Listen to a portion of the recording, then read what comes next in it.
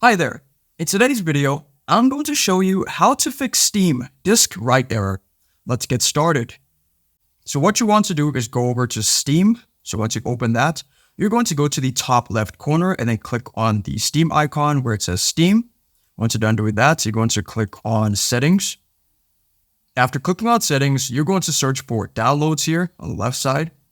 Once you're done doing that, you're going to scroll down a bit and look for something which says Clear Download Cache. Clear cache. Clearing the download cache might resolve issues downloading or starting apps.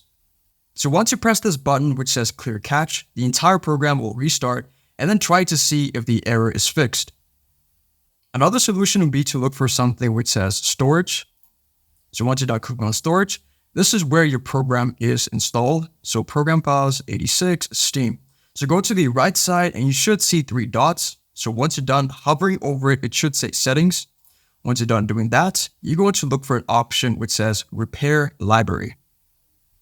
Now after clicking on Repair Library, see if the error is fixed. Another option would be to go to your program here on your desktop. You're going to right click on it and then click on Show More Options, then Properties.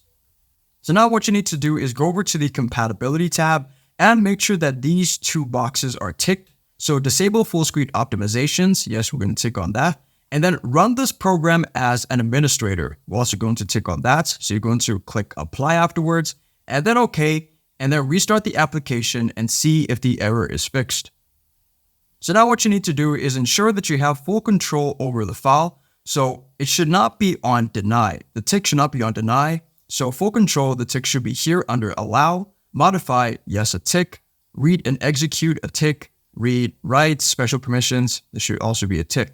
So if you want to change the settings, you're going to click on Edit. So then you'll have the options of changing the permissions. So Allow, you're going to click on that and that. Read and Execute, click on that. Read, Write, so on. Then click Apply, then OK.